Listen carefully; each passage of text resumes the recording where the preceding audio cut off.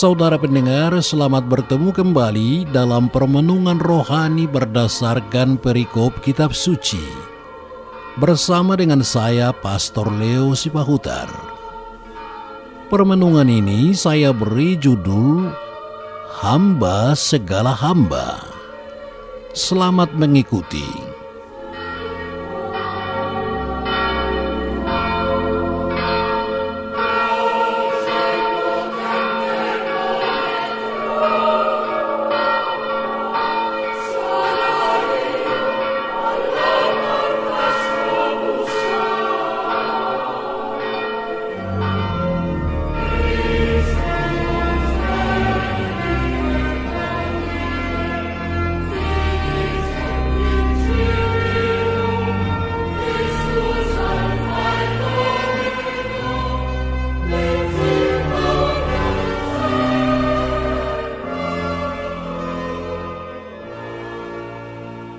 Inilah Injil Tuhan kita Yesus Kristus menurut Yohanes bab 13 ayat 1 sampai dengan 20. Sementara itu, sebelum hari raya Paskah mulai, Yesus telah tahu bahwa saatnya sudah tiba untuk beralih dari dunia ini kepada Bapa. Sama seperti Dia senantiasa mengasihi murid-muridnya, demikianlah sekarang Dia mengasihi mereka sampai kepada kesudahannya. Mereka sedang makan bersama, dan iblis telah membisikkan rencana dalam hati Judas Iskariot, anak Simon, untuk mengkhianati Dia. Yesus tahu bahwa Bapanya telah menyerahkan segala sesuatu kepadanya, dan bahwa Dia datang dari Allah dan kembali kepada Allah. Lalu bangunlah Yesus dan menanggalkan jubahnya. Dia mengambil sehelai kain lenan dan mengikatkannya pada pinggangnya. Kemudian Dia menuangkan air ke dalam sebuah basi dan mulai membasuh kaki murid-muridnya, lalu menyekanya dengan kain yang terikat pada pinggangnya itu. Maka sampailah Dia kepada Simon Petrus. Kata Petrus kepadanya, "Tuhan, Engkau hendak membasuh kakiku?" Jawab Yesus kepadanya, "Apa yang kuperbuat Engkau tidak tahu sekarang, tetapi engkau akan mengertinya kelak." Kata Petrus kepadanya, "Engkau tidak akan membasuh kakiku sampai selama-lamanya."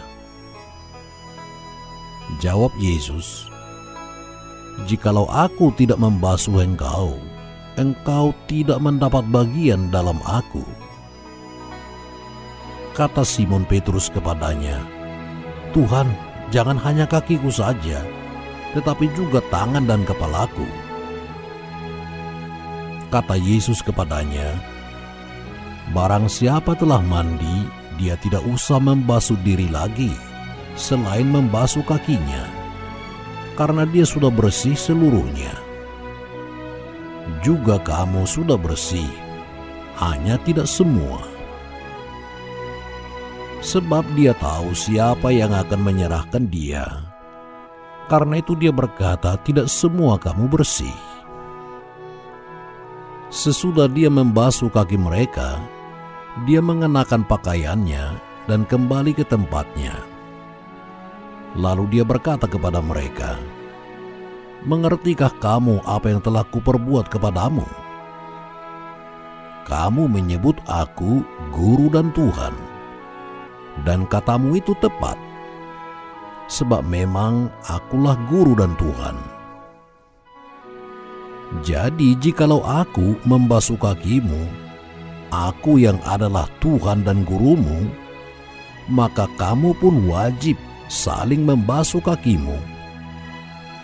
Sebab aku telah memberikan suatu teladan kepada kamu, supaya kamu juga berbuat sama seperti yang telah kuperbuat kepadamu. Aku berkata kepadamu, sesungguhnya seorang hamba tidaklah lebih tinggi daripada tuannya, ataupun seorang utusan daripada dia yang mengutusnya. Jikalau kamu tahu semua ini, maka berbahagialah kamu jika kamu melakukannya.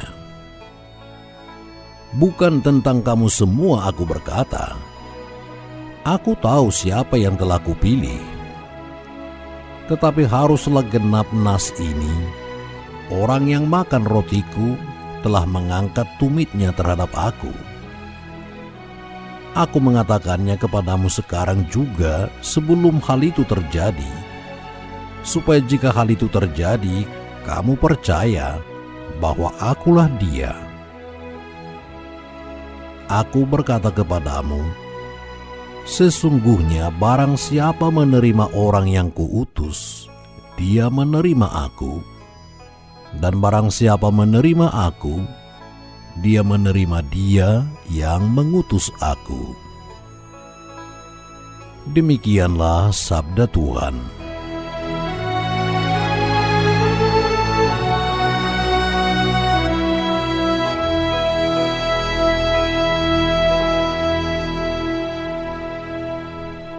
Saudara-saudariku yang terkasih di dalam Tuhan kita Yesus Kristus,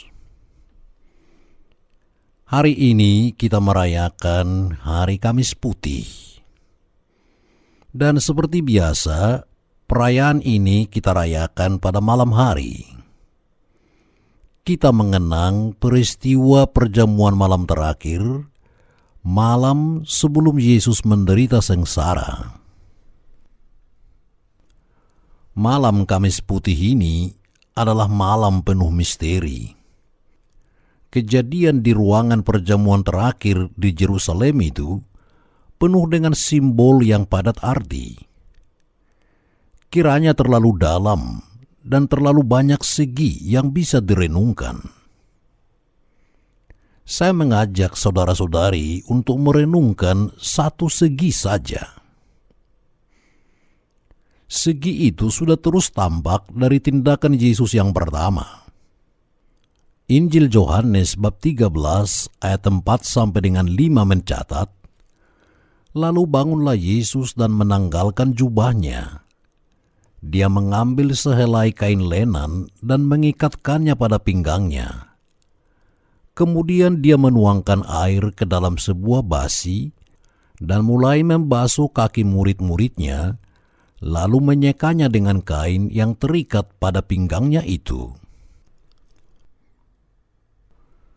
Sangat menyolok sekali betapa terperincinya setiap tindakan Tuhan dilukiskan di sini. Tidak kurang dari 7 buah tindakan dikisahkan di sini. Dia bangun, menanggalkan jubahnya, mengambil sehelai kain lenan, mengikatkannya pada pinggang, menuangkan air ke dalam sebuah basi, membasuh kaki murid-muridnya, dan menyekanya dengan kain. Sebelum ini, dia telah banyak mengajarkan kerendahan hati. Dia katakan, barang siapa merendahkan diri akan ditinggikan. Dia ajarkan juga kerendahan hati itu dalam perumpamaan-perumpamaan. Seperti dalam perumpamaan tentang seorang Farisi dan si pemungut cukai. Dia jelaskan kerendahan hati itu dengan teladan. Seperti pada waktu dia mendukung seorang anak kecil.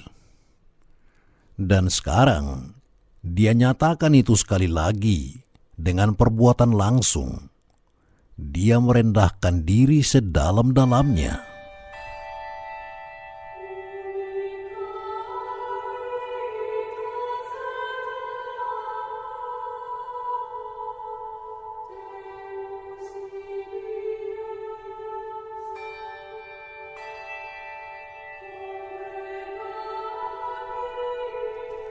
Dengan keheranan membisu 1000 bahasa, para murid memperhatikannya.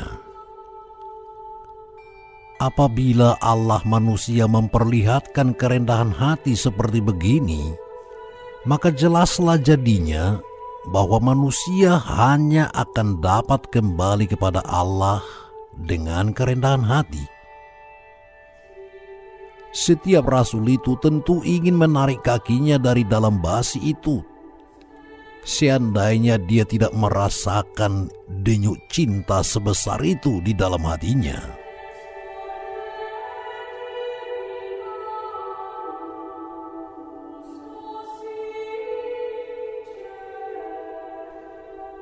Dengan diam-diam, Yesus meneruskan pembasuhan sampai dia tiba pada Petrus yang tidak bisa menjabarkan pembalikan urutan segala nilai ini. Petrus memprotes, "Tuhan, Engkau hendak membasuh kakiku."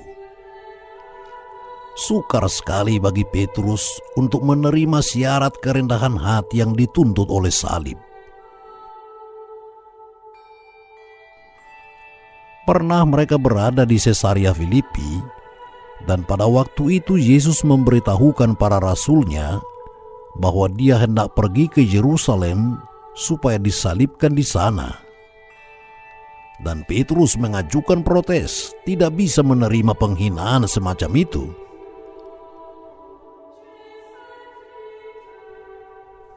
Malam ini kita jumpai lagi jalan pikiran Petrus yang sama. Di satu pihak, Petrus mengakui sepenuhnya bahwa Kristus itu adalah guru. Dan pada pihak lain dia merasa yakin bahwa kemuliaan itu mesti dicapai tanpa sengsara.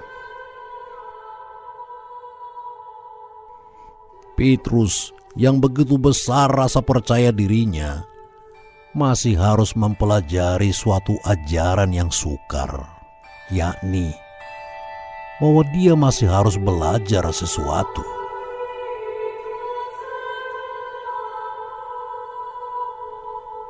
Dalam waktu beberapa jam lagi, bagi Petrus pun akan tiba juga suatu saat yang sudah begitu lumrah dalam tiap kehidupan manusia, bahwa air mata tobat dan sesal akan membanjir pada pipinya. Tetapi air mata ini hanya bisa mengalir apabila manusia terlebih dahulu membiarkan dirinya disucikan dari dosa oleh Tuhan. Karena itu bersabdalah Yesus kepada Petrus, "Apa yang kuperbuat, engkau tidak tahu sekarang, tetapi engkau akan mengertinya kelak." Tindakan kasih dan kerendahan hati ini baru akan dapat dimengerti oleh Petrus sesudah penghinaan terbesar di kayu salib itu disusul oleh pemahkotaan kebangkitan yang jaya dan dengan turunnya Roh Kudus. Sebelum ini Petrus menolak salib. Sekarang dia menolak teladan kerendahan hati yang menuju ke salib. Banyak misteri baru akan menjadi jelas dalam masa datang. Sekarang kita hanya tahu sebagian saja. Orang yang rendah hati akan menunggu, karena babak terakhirlah yang merupakan mahkota pementasan. Yesus tidak lantas memberikan Petrus pengetahuan yang diperlukan itu, lalu minta dia supaya tunduk. Dia malahan minta Petrus tunduk dengan janji bahwa kelak segala sesuatunya akan menjadi jelas. Guru ilahi itu membasuh kakinya, sekalipun dia menentang. Seperti halnya ibu memandikan anaknya, sekalipun anak itu memberontak tidak mau. Ibu tidak menunggu sampai anaknya menyadari apa yang dikerjakannya itu, tetapi terus saja melaksanakan pekerjaannya yang penuh kasih sayang yang mesra itu.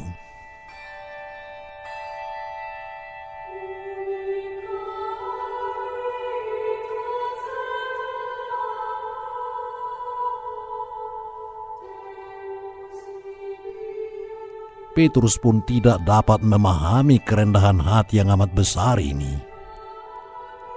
Dari sebab itu berkatalah dia dengan suara lantang, "Engkau tidak akan membasuh kakiku sampai selama-lamanya." Tetapi Yesus menjawab, "Jikalau aku tidak membasuh engkau, engkau tidak mendapat bagian dalam aku." Dengan ini, Petrus diperingatkan bahwa kerendahan hati yang sejati tidak boleh menimbulkan keberatan terhadap penghinaan yang dilakukan kepada Tuhan. Malahan sebaliknya harus mengakui bahwa hal ini adalah syarat mutlak untuk membebaskan umat manusia dari belenggu dosa. Yesus juga menjelaskan kepada Petrus bahwa persatuan dengan Dia menuntut sebagai syarat supaya orang harus dibasuh dengan cara yang lebih efektif daripada pembasuhan kaki. Barang siapa tidak mau disucikan oleh Allah, memisahkan dirinya dari keakraban dengan Dia. Barang siapa tidak mengerti bahwa kasih ilahi itu mustahil adanya tanpa korban, dia memisahkan dirinya dari guru ilahi itu. Membayangkan diri bahwa dia dipisahkan dari Tuhan dan tidak akan dapat bagian bersama Tuhan, membuat Petrus menjadi sangat sedih. Sehingga kini bukan hanya kakinya saja, melainkan seluruh pribadinya direlakannya kepada guru ilahi untuk disucikan olehnya. Tergesa-gesa Simon berkata, "Tuhan, jangan hanya kakiku saja, tetapi juga tangan dan kepalaku." Tidak hanya kakinya saja yang kotor, tetapi juga perbuatan-perbuatan tangan dan pikiran-pikiran yang terkandung dalam kepalanya perlu disucikan.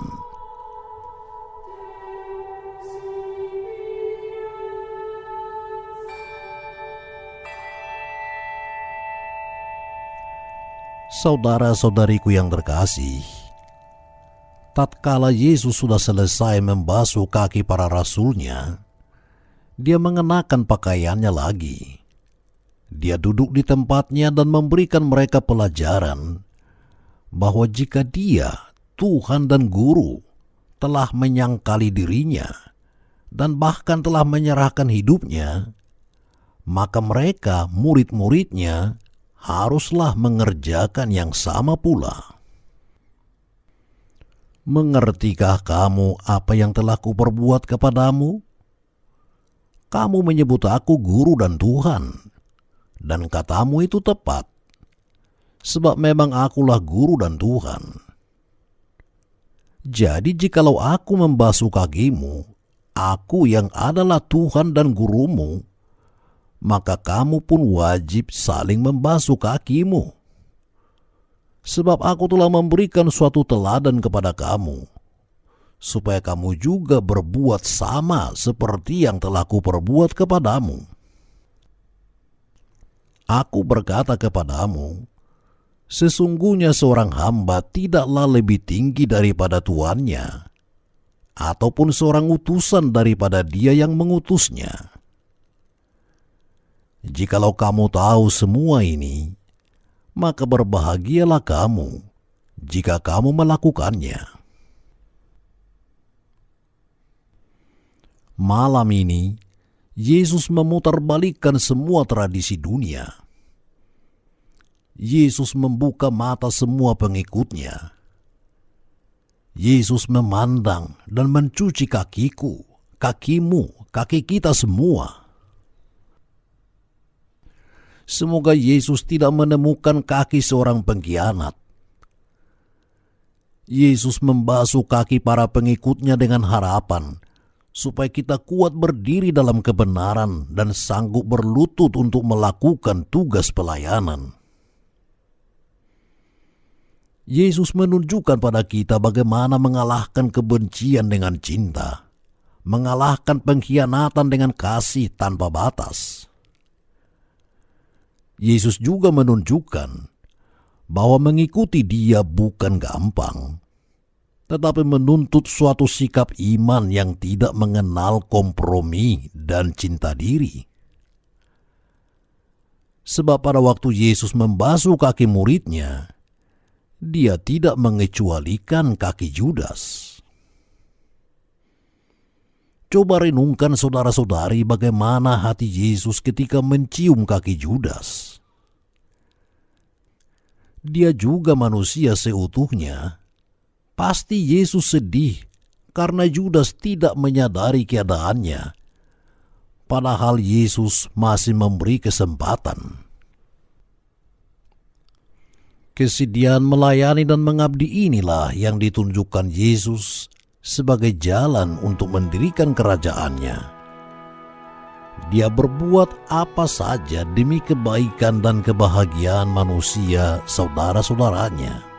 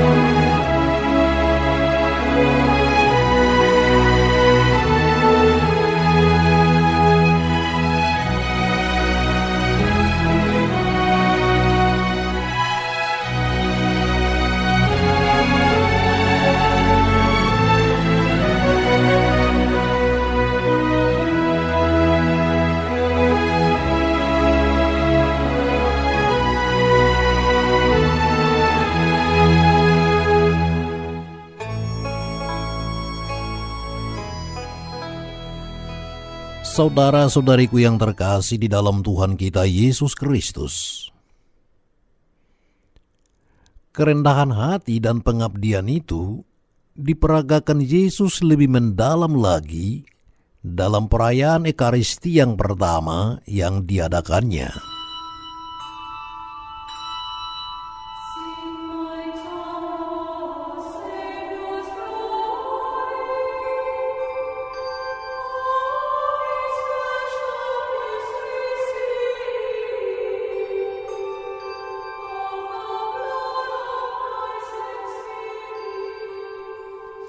Sebuah roti dipecahkannya berkeping-keping, dan sambil membagi-bagikannya kepada para murid, dia berkata, "Inilah tubuhku, ambillah dan makanlah."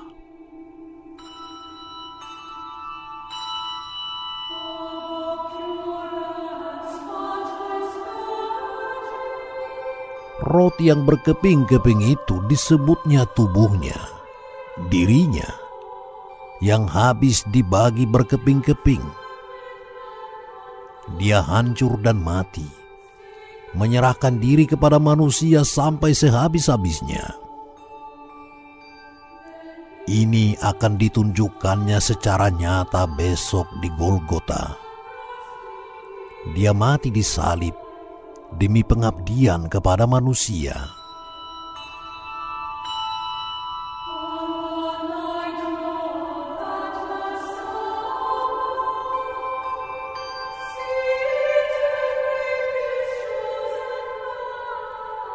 Kemudian dia mengambil piala berisi anggur dan memberikannya kepada para muridnya.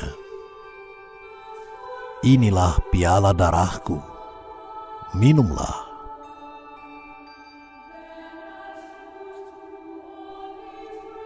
anggur yang dituangkan dalam piala dan diminum habis oleh para murid itu disebutnya darahnya, hidupnya.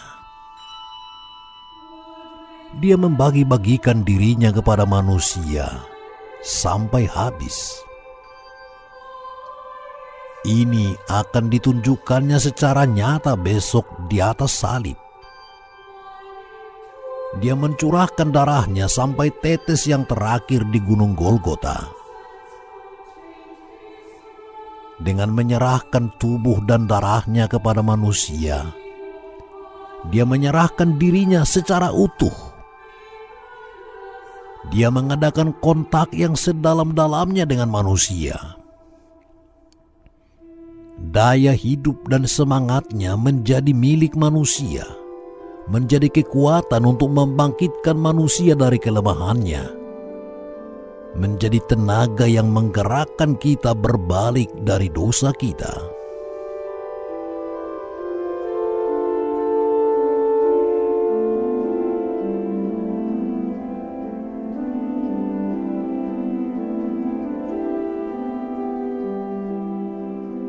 Sejak kita pertama kali, saudara-saudari, menyambut komuni, sampai nanti pada saat ajal kita, Yesus menawarkan diri kepada kita menjadi sumber yang tidak habis-habisnya, menjadi kekuatan yang tak pernah surut untuk menjalani segala liku dan suka duka hidup ini.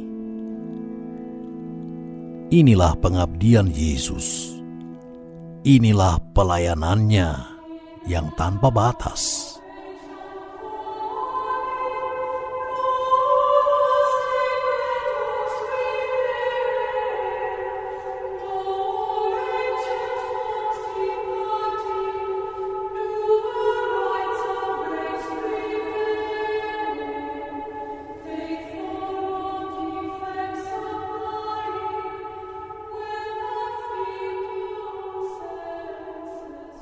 Saudara-saudari yang terkasih, malam semakin larut di ruang perjamuan di Yerusalem.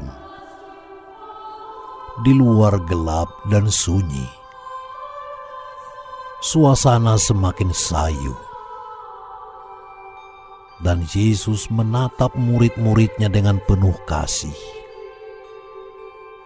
Lalu dia menyampaikan kata-kata perpisahan yang panjang dan bernas. Pada pokoknya, Yesus menekankan sekali lagi dasar kerajaannya, yakni saling mengasihi. Kasih itu dinyatakan dengan saling melayani, menyerahkan diri, bahkan memberikan nyawa bagi sahabat. Dan Yesus menyebut para muridnya sebagai sahabat dan mengharapkan bahwa setiap orang menerima orang lain sebagai sahabat. Dan untuk sahabat, setiap orang bersedia menjadi pelayan dan abdi, malah bersedia menyerahkan nyawa. Artinya, pengabdian tanpa batas.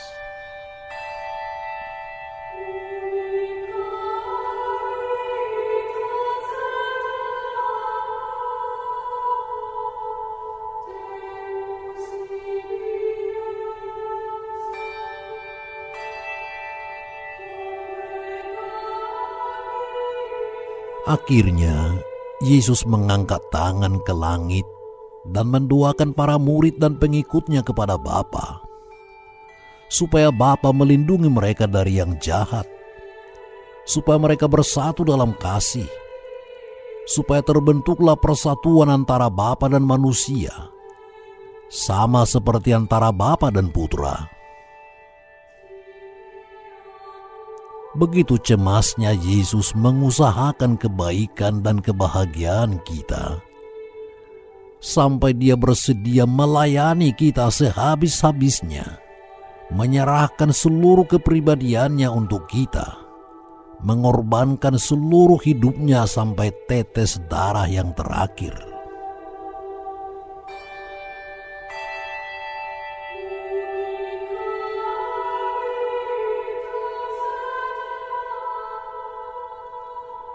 Dan sekarang, saudara-saudari, dia dengan cemas dan harap menantikan jawaban kita.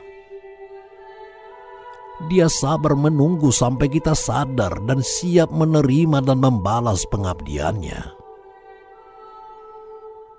Setiap saat dia menanti dan memandang kita dengan penuh harap.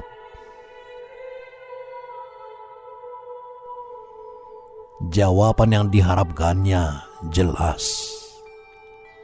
Dia mengharap kita bersedia mencuci kakinya, yakni dengan mencuci kaki sesama kita.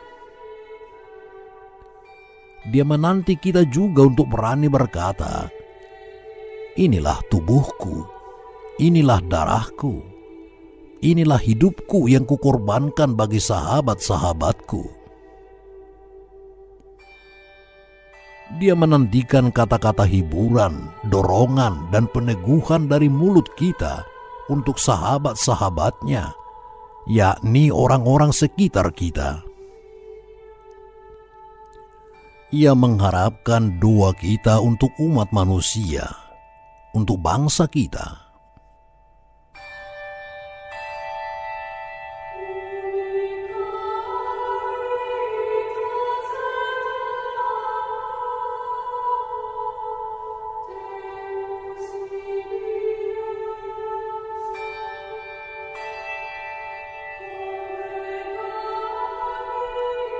Saudara-saudariku yang dikasihi Tuhan,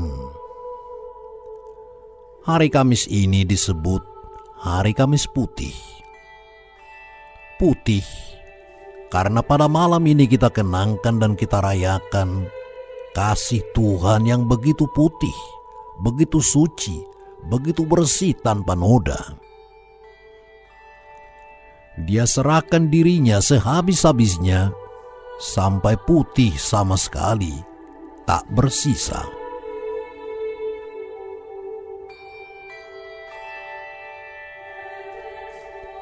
Sebagaimana dia menatap para muridnya satu demi satu, kini dia menatap kita juga satu demi satu. Kalau aku, guru dan Tuhanmu, melakukan demikian, pantaslah kamu juga melakukan yang sama. Dia mengharapkan kita untuk berbuat seperti yang dilakukannya. Kita diundang untuk hidup dalam kasih, dalam pengabdian kepada sesama sehabis-habisnya.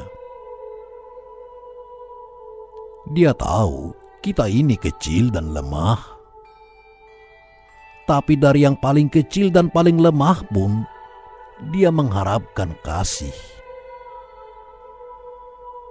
Dan kasih itu tidak diukur dari besarnya perbuatan.